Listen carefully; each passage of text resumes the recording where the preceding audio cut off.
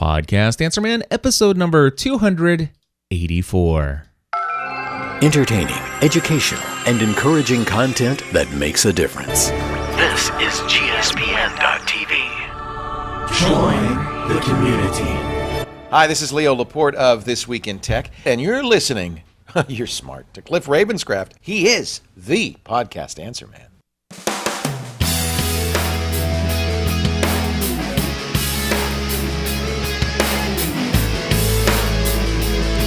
Well, hello everybody, and welcome back to another episode of the Podcast Answer Man. My name is Cliff Ravenscraft, and this, my friends, is the podcast devoted to podcasting, helping you take your show to the next level. It doesn't matter if you're a brand new podcaster, if you have been podcasting for many years, or you haven't quite yet recorded that first episode. There's something we can all do to take our show and everything else we do in life to the next level. That's right, my friends. I am so delighted to be back yet again with another episode of Podcast Answer Man. Today, answering 5 of your questions coming in from the voicemail feedback hotline. I'll real quickly tell you right here at the front of the show, the voicemail feedback hotline and how you can leave feedback if you're not aware of that. The phone number is 859-795-4067. Again, that's 859-795-4067. And if you already have some great podcasting equipment or gear in front of you, why not go ahead and record that as an MP3 file and then attach that as an email to me over here at feedback@podcastanswerman.com or feedback@gspn.tv. Either way works. Also, you could go to podcastanswerman.com/feedback if you have a microphone attached to your computer, and you can use the speak pipe option, which a couple people did this week. So very excited about all of those. Again, you can go to the contact page over at podcastanswerman.com. It's got that information at the bottom of that page. Hey, real quickly, I want to let you know this past week, I learned something huge. Something so exciting, and it's related to the Podcast and New Media Expo. Actually, it's the New Media Expo. I'm still calling it the Podcast New Media Expo, and I have no idea why. But anyway, it is the old Blog World event, now known as New Media Expo, and the biggest announcement in, I think, all of the announcements that have been made. And you know, them changing the name from Blog World over to New Media Expo was pretty huge, I must admit. However, this new announcement, I am most excited about it, and that is the fact that there is now going to be one event to rule them all. That is right, my friends, one event each year for New Media Expo instead of 2. Now, I imagine that this might not be as great news for some people, especially those of you who live in New York City. For the last 2 years, they have had a West Coast event and an East Coast event as well, and that East Coast event has been held for the last 2 years in New York City. And so for those of you who live in New York, Boston, New Jersey, you know, in that part of the country, it's been very nice for you guys to be able to just, you know, pop in for a couple days and stay with friends, or you might just be able to just take the subway or a train right into the conference each day. Now, for many other people like myself, we'd have to, stay in a hotel in New York City, which is not inexpensive, and, make flight reservations to travel to get there and stuff like that, which is totally cool. And something that I've gone the last 2 years to the NYC event. I've gone I went last year to the LA event, to the West Coast event. And it's been great. The only thing is, when they brought me in as a contractor to work with them as the director of podcasting for New Media Expo, and asked me to do anything I could to help bring the podcasting community back to this conference and create a podcasting track, I was delighted to do that. And I did that when there's this understanding that there would be 2 events. There'd be the West Coast event and the East Coast event. And I would have to put together a track of speakers, a podcasting track for 2 events each year. And I will tell you that is a lot of work. It's actually a whole lot more work than I anticipated. Not complaining. It's been very beneficial to everyone involved, including myself. But it is a lot more work than I thought it would be.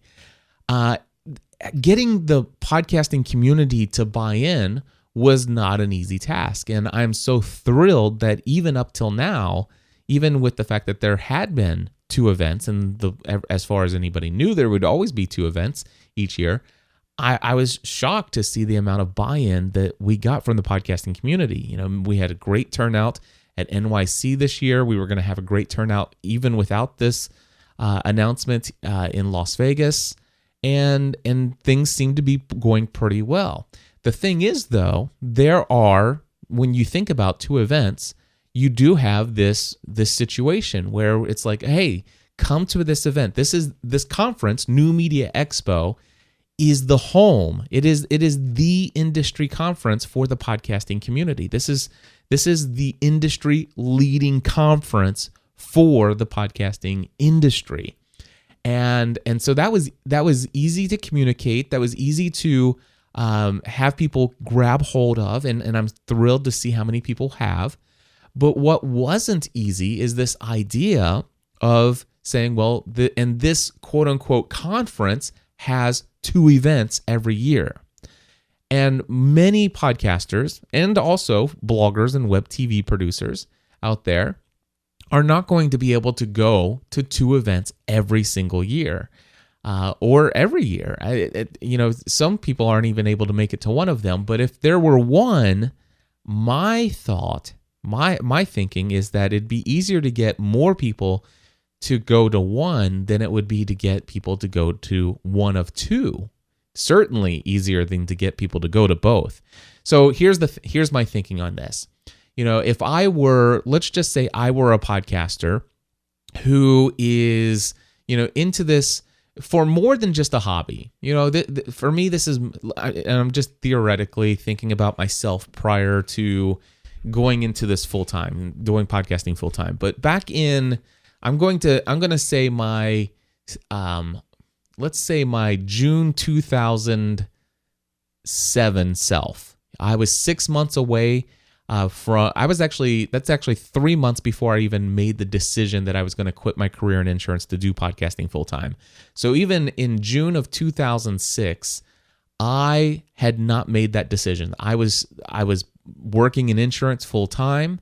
I was podcasting a lot. I was still, at the time, I was probably producing about 5 to 7 podcast episodes a week of various different shows. So podcasting wasn't just a hobby. It was actually producing a little bit of income and stuff like that. So it was something serious for me. I was taking it seriously, and maybe in the back of my mind, there was this dream that, hey, in 5 years from now, I'm going to maybe see if I can't transition into making podcasting a little bit more of a career for myself. I don't know how that would be possible, but that thought was in the back of my mind in June of 2007 is what I meant to say, 2007.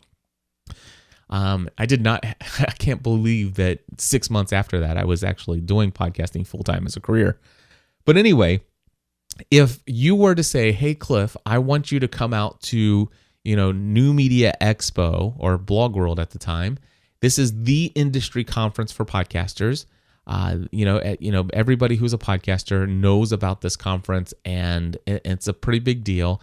And it's a place to network with other people who are serious about podcasting as well, and blogging and other forms of new media content creation. Well, if you were to tell me that, and you say, okay, and there are 2 events. There's one on the East Coast, and there's one on the West Coast. And then all of a sudden I would say, okay, well, maybe in my decision process, I might think, well, who's going to be there? Who am I going to network with? There's this opportunity to maybe hang out with CC Chapman, or, maybe Leo Laporte will be there. Maybe Victor Kaye and Callie Lewis and all of these other people that I've heard and listened to. Maybe Father Roderick, maybe some of these other podcasters that I've come to listen to that I would love to meet face to face. I'd love to sit down and have a great conversation with them, and to kind of, spend 3 or 4 days hanging out with these people. That would be awesome. But then I would say, okay, well, let's find out. Let me reach out to these people. Hey, are you going to New Media Expo? Yes, I'll be at the NYC event. I'm not going to be able to make it to the West Coast one because it's too far to travel, blah, blah, blah. And I can't afford 2 conferences. And then you reach out to somebody, yeah, I'm going to be at the West Coast, but I won't be at the East Coast. And you start making a list of who's going to go where, and you think it's like, well, you know what? There's a couple people here. There's a couple people over at this event. And I don't know. Either each of them individually is almost enough to get me to go, but I don't know which one to choose over the 2. And to be honest with you, I kind of hate the idea that I might have to make this decision. I might put that decision off long enough and not actually attend either of them. Or I would potentially choose one, and then in the back of my mind always think, did I make the right decision? Would I have done better in networking opportunities had I gone to the other conference? And this is very much the mindset that I had back in June of 2007. Well, this is the mindset that I imagine many people who have had since I've become the director of podcasting for New Media Expo, and the fact that I've been promoting that there's an East Coast and a West Coast event. Well, and of course I shared this with, these thoughts with Rick, and Rick and I had some conversations a while ago, and he says, well, Cliff, keep this under wraps, but, we were having conversations about some possibilities about, changing things up. And well, I can tell you that in the final week of October on the New Media Expo blog, they actually announced that it's official. There is now only going to be one event or one conference event each year for New Media Expo. There is no longer going to be a West Coast and an East Coast event. Instead, it's going to be one event held once a year in Las Vegas. And in my mind, this is huge, because now it's like, well, maybe I might be able to afford to attend one of them.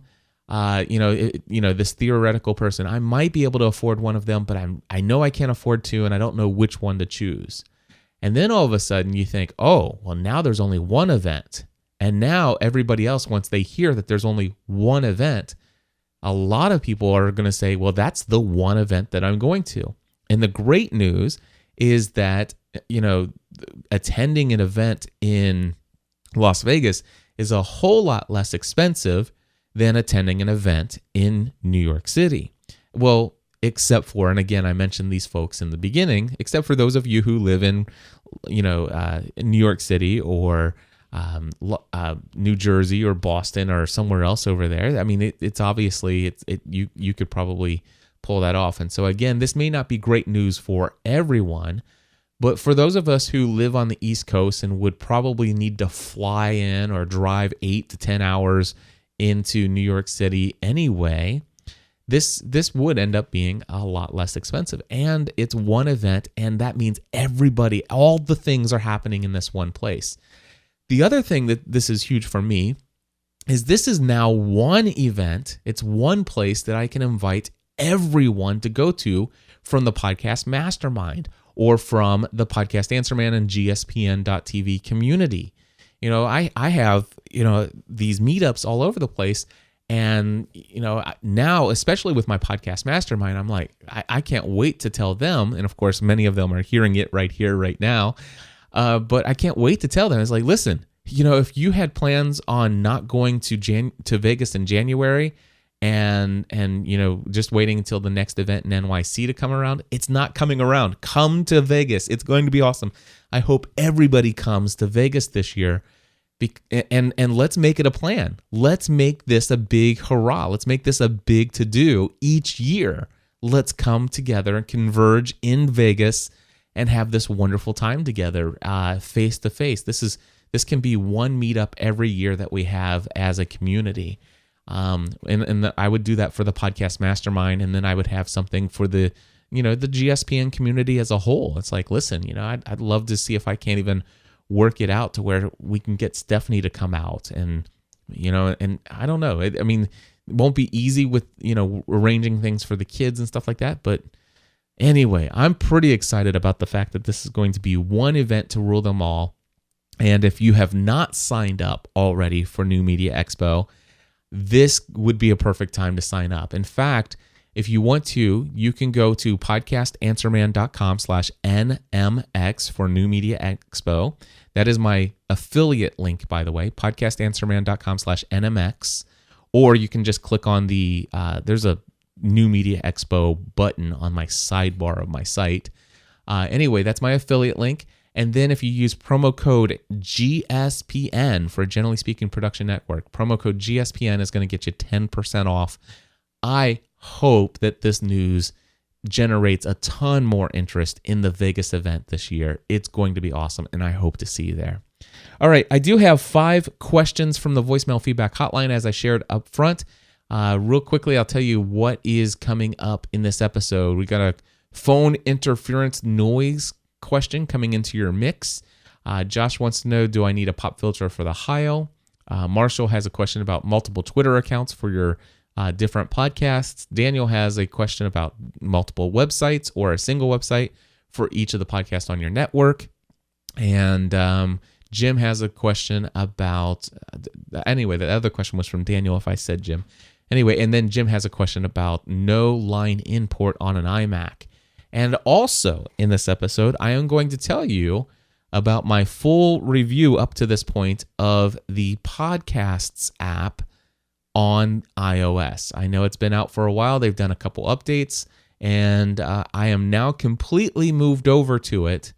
I'll explain why and my thoughts so far in this episode. First, we're going to turn over to Shane, who has this question. Take it away, Shane.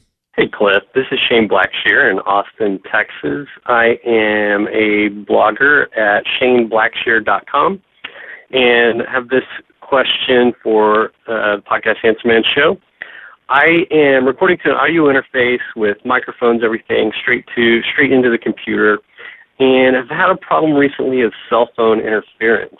And I guess my initial conclusion was I'll just turn my cell phone off, but the problem is sometimes I do interviews through my cell phone, just the kind of one of the ways that you had recommended, through my cell phone, and recorded it that way with interviews and stuff like that.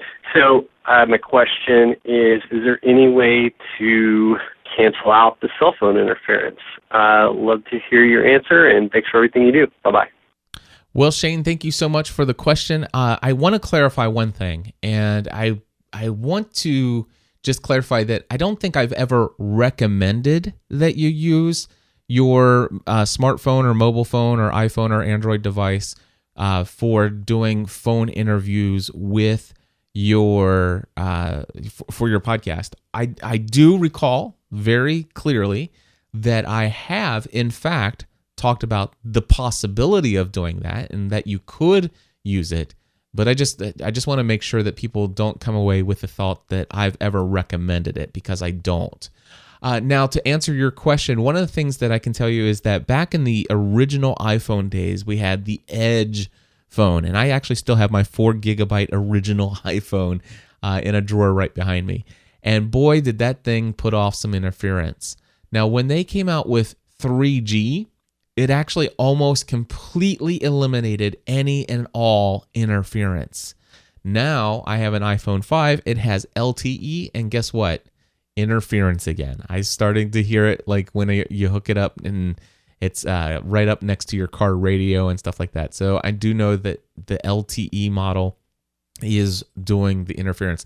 Now, if you happen to have an LTE phone that backs up into 3G, you can usually have a setting to go in and turn your LTE off. So try that. There may even be a setting to where you can turn your data off altogether, because that's usually where all of that interference is coming from. It's the transfer of data happening in the background. So my recommendation first and foremost is to see if there's any way at all you can go in during, basically so that your data is completely turned off, unaccessed while you're on a telephone, and that may solve your problem completely. Now, if that doesn't work, then my recommendation for you, and this is a recommended thing, is that you could use you could use Skype for your phone calls. In fact, if you're in the United States or Canada, for $2.99 a month, you can have a plan where you have unlimited calls in the U.S. and Canada, and even around the country. It's super dirt cheap there as well, and they may even have monthly plans in your country. But anyway, you can use Skype, and as long as you have good Skype conversation or Skype quality with other people who have Skype, then you should be able to have a good experience these days with Skype or telephone over the Skype connection as well. This used to not be the case years ago, but it is a lot better today than it ever has been in the past. And in fact, I don't even recommend people buy the big JK Audio broadcast host today. I almost recommend everybody start out and see if they can't get good telephone calls recorded via Skype. And of course, you could still record that using my Mix Minus setup. I still record everything that way. But I know some people really like the convenience of recording into software. I would recommend definitely having a backup if you do this. But if you do want a good option for recording those Skype to telephone phone calls for dropping into your podcast and editing later, if you're on the Mac, I would recommend Ecamm's call recorder software. I have an affiliate link at gspn.tv/call recorder. And if you're on the PC, you can use a program called Pamela. And I have an affiliate link at gspn.tv/Pamela. Anyway, I hope that helps you out, Shane. Try turning off the data. If that doesn't work out, I recommend switching and transitioning over to Skype for those phone interviews. All right, next up on the voicemail feedback hotline here is Josh, who has a question about pop filters and the Heil. Josh, take it away. Hi, Cliff. My name is Josh, and I'm hoping to get the PR40 in the future, along with your recommendation.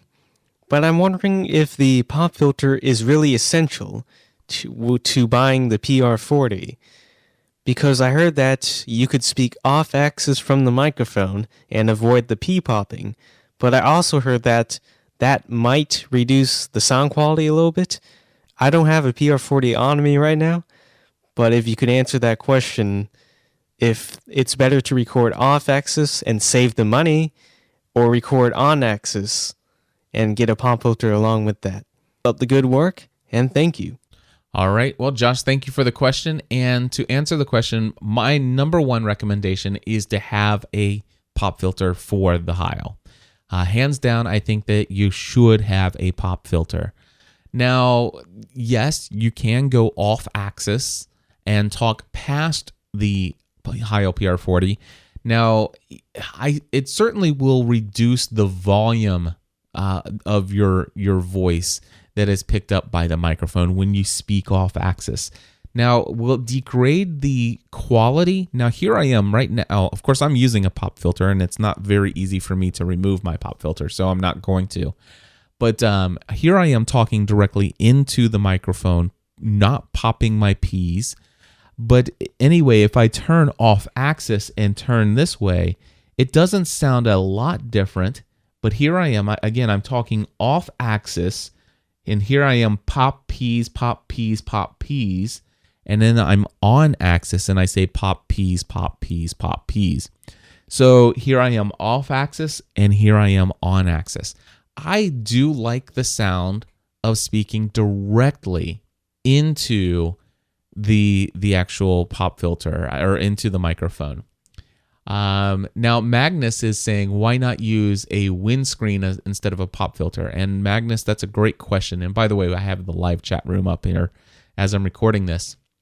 Anyway, a windscreen is just as sufficient. And in fact, for a very long time, I had Stephanie using a windscreen. You can get these big foam black windscreens. They're usually about $30 if you get the right one. And it's really thick. It's probably about a half an inch, maybe even 3/4 of an inch thick on the sides. And I would say that it's at least that thick at the front of it, and that certainly would avoid popping your P's as well, or at least help drastically. So a windscreen pop filter, doesn't matter. I would recommend both, one or the other. And certainly speaking into the microphone is an option that I would prefer versus, which I'm doing right now, versus turning off Axis and recording like this. So it's not a huge deal either way. Hey, before I get into the next question from Marshall, I want to give you a podcasting A to Z course update, and it's going to go very briefly. I just want to let you know that I am so excited. I already have 14 students signed up for this next session of Podcasting A to Z. It is going to start on Monday, November 26th, which is just after Thanksgiving.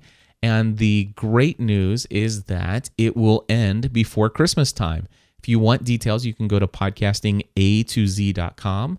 You use promo code PAM for Podcast Answer Man. Promo code PAM in the shopping cart. When you click the Register Now button, it will save you $100. I am looking for at least 6 more students in the class.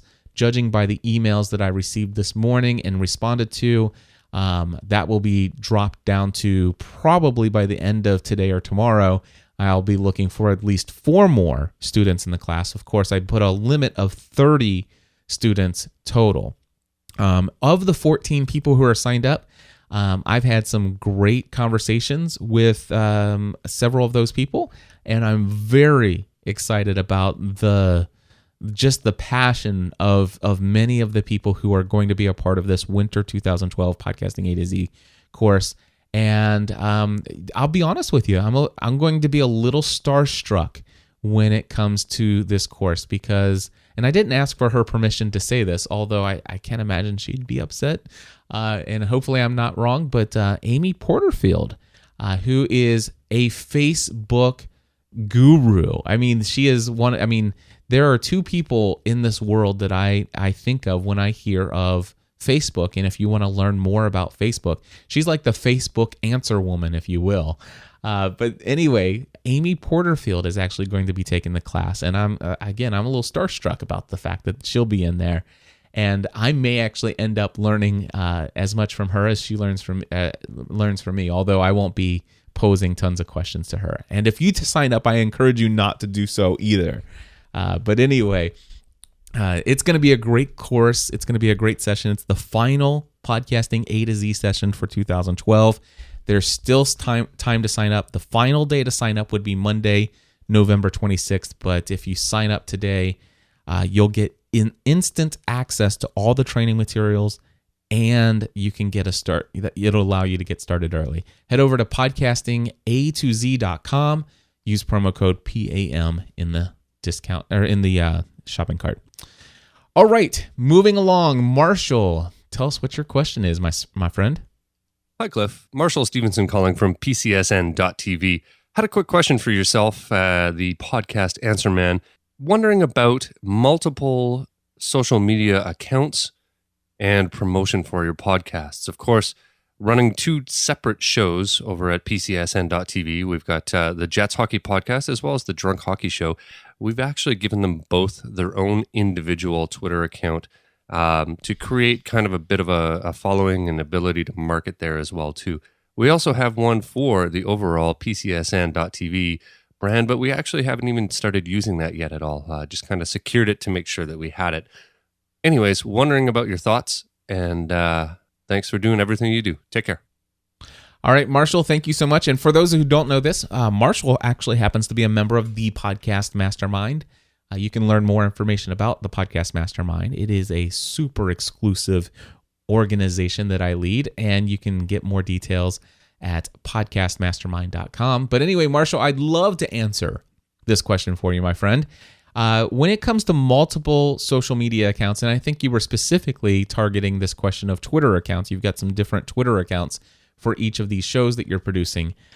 First and foremost, the question is the target audience for these accounts the same? You know, is it possible that, you know, if you were to look at the followers, if all the people who were interested in each of the two different Twitter IDs. If all of the people who were following one knew about the other one, and the content was something they were equally as interested in, would they follow that one instead if it were the only one? And if so, then the question is, why would there be two?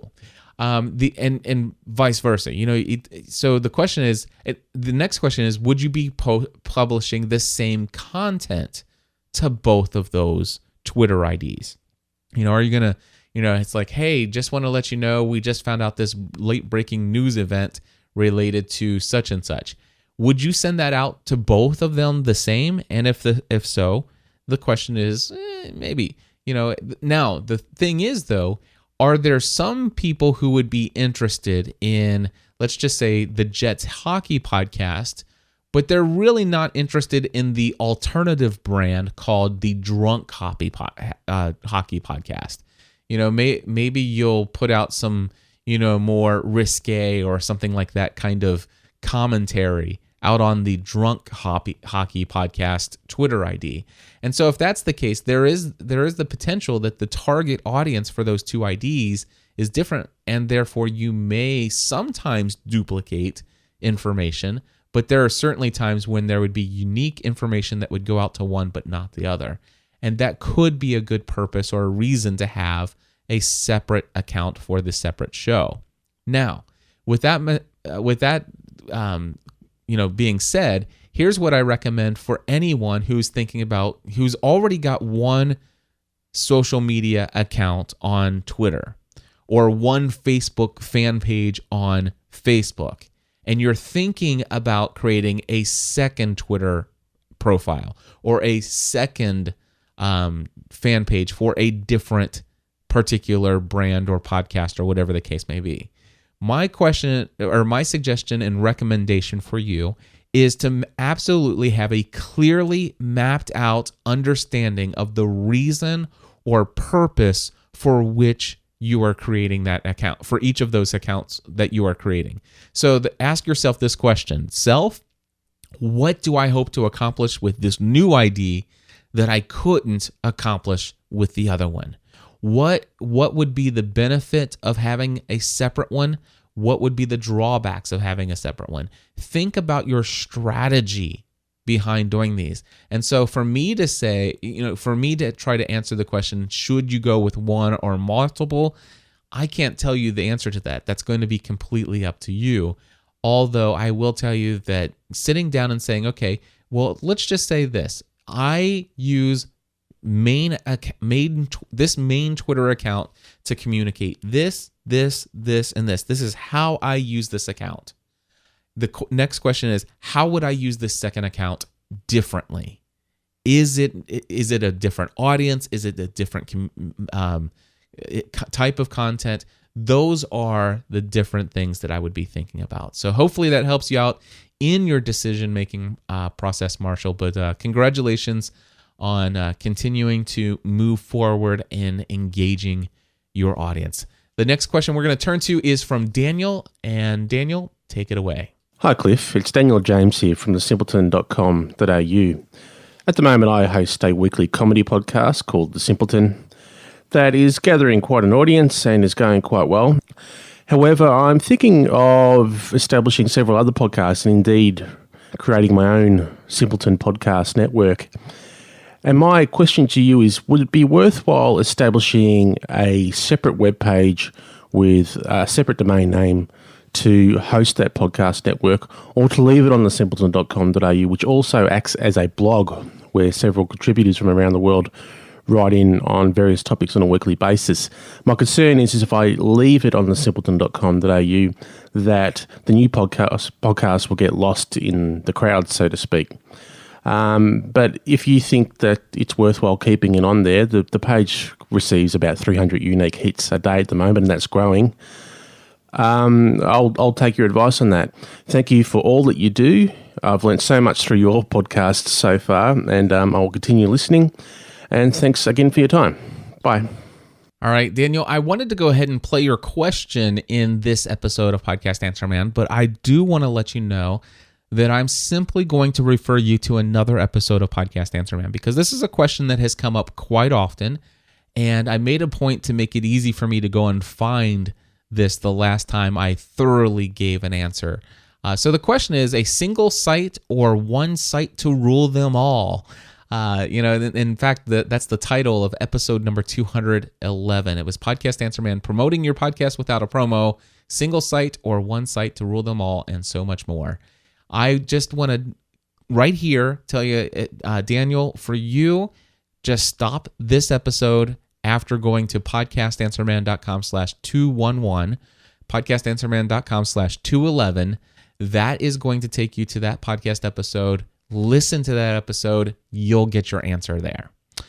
Now, moving forward, let's move on to Jim's question about having an iMac with no line in port. Hello, Cliff. Jim Munchback here from Houston, Texas. I hope you're doing well. My question is this. I'm about to purchase a new iMac, well, when they ship, the new iMac 27. However, I was looking at the Apple Store, and it looks like there's no line in for the new iMac. The old iMac has a line in as well as a headphone jack, output. So I'm trying to figure out how would I run my audio gear using the new iMac since there's no line in. My goal is to record interviews on Skype and have my voice go through my Heil microphone and also have the Skype go through the computer, or not through the computer, but through the mixer so that it cleans it up a bit with the gate, limiter, peak. So my question is just really, how would I do that? How would I record a Skype interview and have the computer output go through my gear and have my voice go through my Heil if I don't have a line in? Should I purchase the old iMac and just, then I think I'd know what to do. But with the new iMac, I'm not sure that that's even going to be possible. So I'm hoping you can give me an answer. Have a great day, and thank you very much for all your help. Jim, thank you so much for your question. And by the way, Jim's another member of the Podcast Mastermind. So again, podcastmastermind.com if you're interested in more details about that. But anyway, Jim, great question. I don't recommend that you go ahead and purchase the existing iMac. I do recommend getting the new one. It's got a faster processor. Not because it's thinner and shinier or whatever, but because it will have a faster processor. It's going to last you a longer time. And by the way, Macs are really great. They last you several years anyway.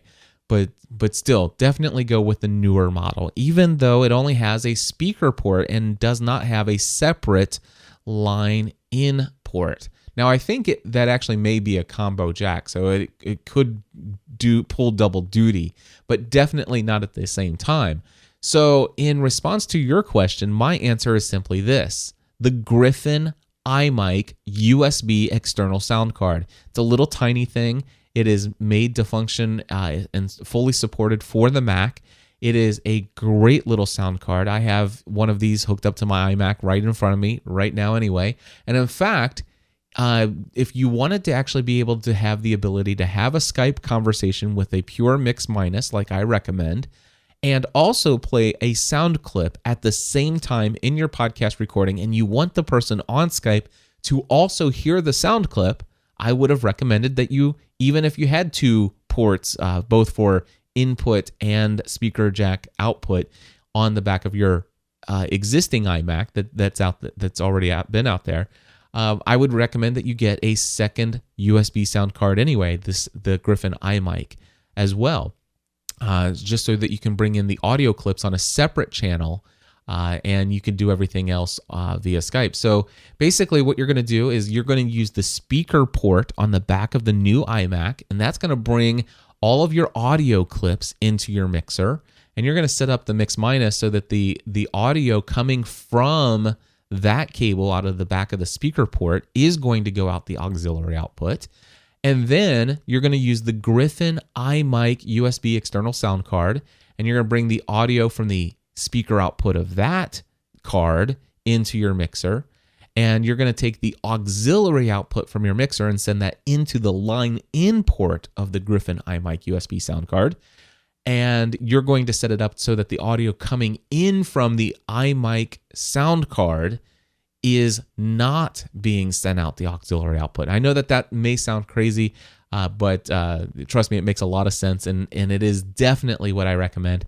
And in fact, and Nick is in the chat room. He says, "Is that Griffin USB sound card for Mac only?" And the answer is that is no. It will also work for the PC as well. So the Griffin iMic USB sound card is for both Mac and PC. And I happen to have an affiliate link for that. If you go to gspn.tv/iMic, and that's IMIC. Again, that's gspn.tv/IMIC, iMic. And that, my friend, is the answer to your question. Jim, I am so excited. I know Jim just recently entered the Apple world. He started off with a Mac Mini, and he is in love with his Mac Mini. And sounds to me like he's so enthralled that he would love to have that big, nice 27-inch iMac sitting on his desk as a permanent workstation. And I couldn't agree more, my friend. You know what? I'm thinking that 27-inch iMac, it's so thin. I wonder if I could get a hard shell, super hard shell, with massive protection inside of it, and actually get some rollers on the bottom of a hard shell case with super protection. And if I couldn't just take that traveling with me, I could get so much done in a hotel at night working on a 27-inch iMac. And working on a little 11-inch MacBook Air is just not the same, my friend. Let me tell you. What takes me 15 minutes to do on my 27-inch iMac takes me about 45 minutes to do on an 11-inch MacBook Air. But I think the next time I am going to take my little mini display port to HDMI and an HDMI cable and hook into the HDMI port on the TV in the room and use that as my secondary monitor when I'm out and about in these hotel rooms. A lot of hotel rooms these days do have HD TVs and give you access to that port. So anyway, that's what I'm thinking. All right, moving along here. I told you that I have switched over from Pocket Casts, the Pocket Casts app, and Pocket Cast has been my number one most favorite podcasting app for the smartphone. In fact, I still think it's a superior podcast app to the official Apple Podcasts app. But there is something that I can do with the Podcasts app from Apple that I can't yet do from Pocket Cast. And so Pocket Cast people, if you guys are listening, I would love it if you would build this functionality in. But here's the thing, if you go into the settings for the Apple Podcast app, you actually have to go into your settings control panel and then go into podcasts.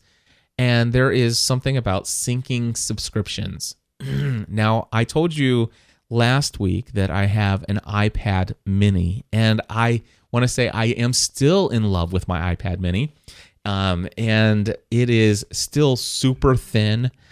It has not thickened any. I am still doing all the things that I love doing on it, and I am taking it with me a lot of places. I even dumped my unlimited AT&T plan that I had for data so that I could actually turn on my mobile hotspot on my iPhone 5 and share data with my iPad mini, because this thing does go with me whenever I know I'm going to go someplace where I'd have the opportunity to take advantage of that larger screen space and to do some other things. And so I am thrilled to have my iPad mini. And anyway, one of the things that I love is that when you are syncing the podcast app, if I subscribe to a podcast on the iPad mini and I then close the app and go over to my iPhone, that podcast subscription is also subscribed on my iPhone. Now, the other thing is when you subscribe to a podcast, it'll show you all the podcasts that are available for you to stream or download. And if I go in and start deleting some of those, I notice that it will also delete it. Like if I start deleting some on the iPhone, when I go and log into the iPad and look, it has also deleted them there as well. Now, here's the thing. I found that this podcast app, by the way, when it first came out, this thing was atrocious. It was absolutely horrendous. It's had several updates since it's first come out. And I will tell you right now, it's good enough now that I'm pretty happy with it. Matter of fact, one of the big complaints that some people had was the cheesy reel-to-reel, they call it the skeuomorphic design or whatever the case may be. But anyway, I actually like the reel-to-reel. Some people have some really ugly artwork for their podcast, and so I prefer to just pull the artwork up, and I actually like watching the reel-to-reel, and I like being able to just look at the reel-to-reel and see that there's more tape on one side and less tape on the other side, and it gives me an indication of how much is left in the episode. Just a little detail like that. I actually I really like that, and I hope they don't take that out of the application. I know that it's crazy that they went through so much trouble to get that functionality just right, and they missed some very obvious details when it came to releasing this podcast app. But hey, they are updating this. It is working pretty well. I really like the reel-to-reel tape, just the design. I do want to say that I'm not completely happy with the way they handle video podcasts. For example, on Pocket Cast, if I'm subscribed to a video podcast, which the two that I subscribe to are Mac Break Weekly and This Week in Tech.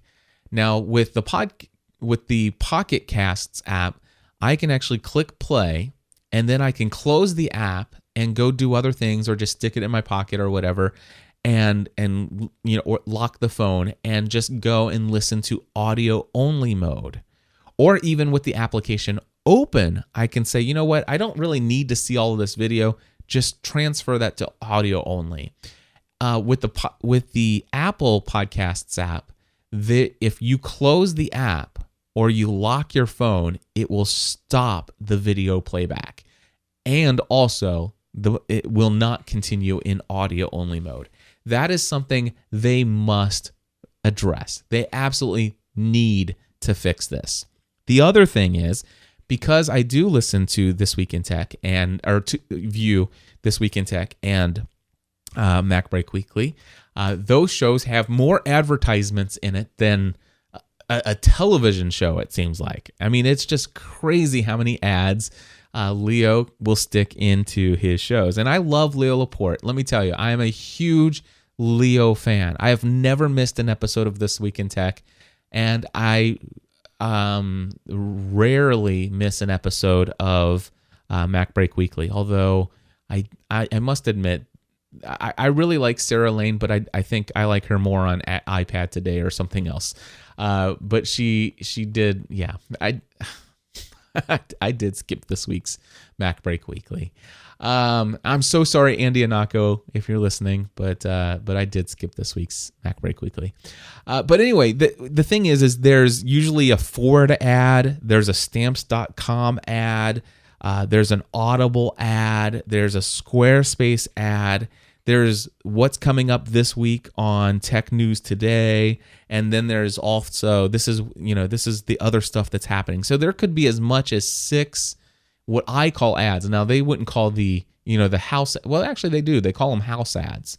So there could be as much as 5 or 6 ads, and I typically use the functionality on Pocket Cast where you just tap on the right hand side of the screen and it forwards 30 seconds forward. Now the Podcasts app from Apple also has this forward skip 30 seconds on audio, but they have not introduced the forward skip for 30 seconds in video mode. So I really hope that they actually bring a little button where it makes it super easy while we're watching a video to skip 30 seconds ahead at as many times as we need to get past some of those advertisements. Now, I will say that I have been getting over that by the fact that they do have the little, you can tap on the screen and see the timeline of how much is played, how much is left, and you can drag the little dropper to, forward. You can advance through with a swipe of the finger, although it's harder to get more precise in there and stuff like that. So I don't like having to do that, but I have put up with it. Now, here's the thing. I do love, again, that my podcast subscriptions seem to be synced pretty well between the iPhone and the iPad mini. I love the fact that, technically speaking, I should be able to start listening to, the first 30 minutes of a 48-minute podcast with Dan Miller, 48 Days to the Work You Love. And I can start listening to the first 30 minutes of that on my iPad, but then say, hey, I need to head out of here, grab my phone, leave my iPad behind, and then as soon as I get a chance, pull up my podcast app, and it immediately starts right where I left off, where I was listening on my iPad mini. Now, I've noticed there are some occasions where this isn't as fluid as it should be. The handoff isn't as good. I do notice that sometimes if you leave the iPad up, like when it actually, quote unquote, I guess maybe in the, what do they call that? The Apple, what is it called? The Apple, is it iSync or whatever? Anyway, where it leaves the marker, I think is done when you actually minimize the app. So if you leave the app running and you just pause it, it doesn't, quote unquote, put that little bookmarker there. So I've actually done this where I've just left it on pause, opened it up on the other device, hit play, and it doesn't have it. Whereas if I actually pause it on the one device and then close the window, it doesn't necessarily have to have the application closed, but just close out of the application to minimize it, puts it in the background, if you will. It seems to me making the mark for picking up there and carrying on the resume mark at that moment. And then if I go and do it, then most of the time it seems to work. Also, when I'm deleting episodes, same deal. If I don't close the app and put it in the background or something like that, then it doesn't necessarily show those deleted on the other device. Whereas if I make sure that I background or close the app, then when I go to the other device, if I can see where it's deleted. The other thing I've noticed is that there is the ability to either stream an episode or download an episode. And if you're streaming on both devices, then when I delete an episode, it certainly deletes it off the other one. I have not seen a situation where that's not happened. However, if I have the episode downloaded on one device and set for streaming on the other device, number one, I've not seen the quote unquote syncing, your place in an episode. I've not seen that work yet, although I haven't done a lot of testing there. And I've noticed that if I delete it off of the device that it's usually set up for streaming, but if it's been downloaded on the other device, I'm not finding that it's deleting it off of the other device. So I think that if it's been downloaded, it overrides that. I could be wrong, but that's what I seem to be seeing playing around with it. So I just want to let you know that. Also, when it comes to syncing up, all of these different subscriptions, it was a little odd at first to get it synced between the two devices. That's because I'd been using my iPhone for so long, and I didn't have it turned on for syncing, and then I'd made some changes, and then I went over to the other one, turned them both on for syncing, and then it just it did not, anything I did on the iPad didn't affect what was going on to the stuff that I had done before I turned syncing on the iPhone. But still, overall, I got it all working, got it all synced up together, and I'm fairly happy with the situation. Now, the one thing that, there's another option in there, automatically download new episodes as they're released. And I want to actually turn this on, and I want to turn it on for both, but, when I listen to an episode, I need to find out, is it possible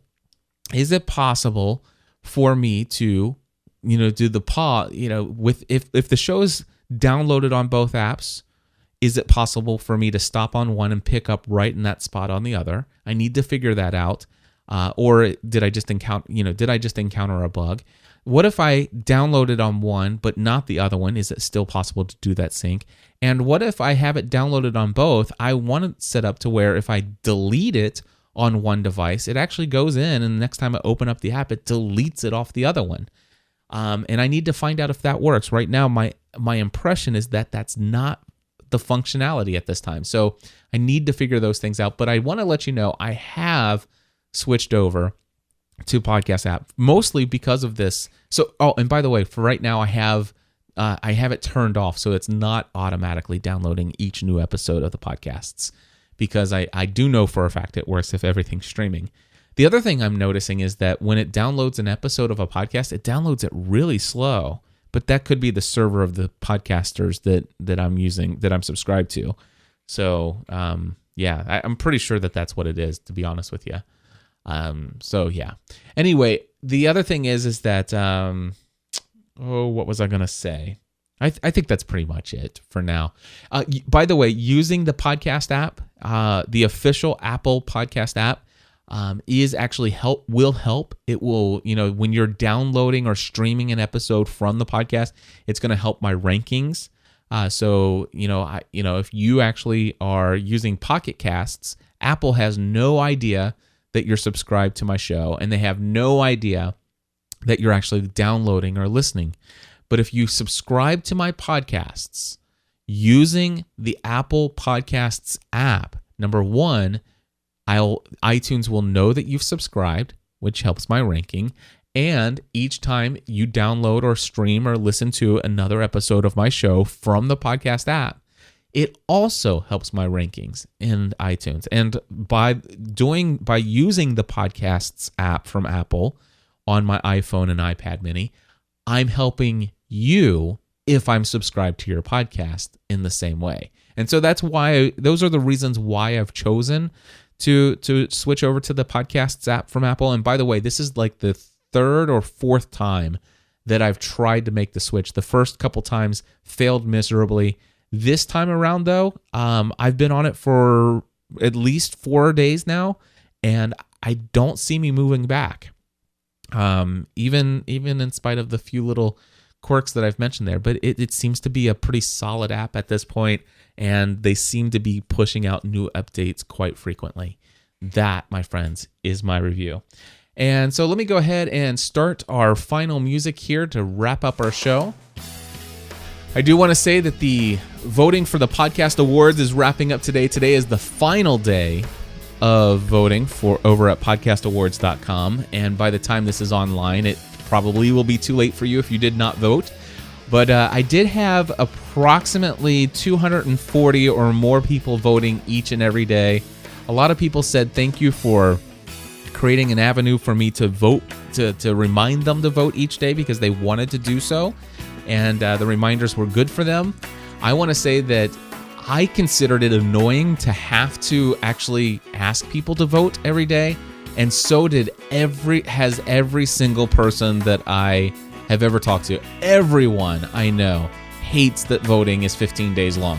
So I need to maybe see if I can't bring Todd onto the show here and see if we can't figure out why on earth 15 days is necessary. And who knows, maybe somebody out there will start a petition and say, hey, we've had enough, we want less days. I don't know.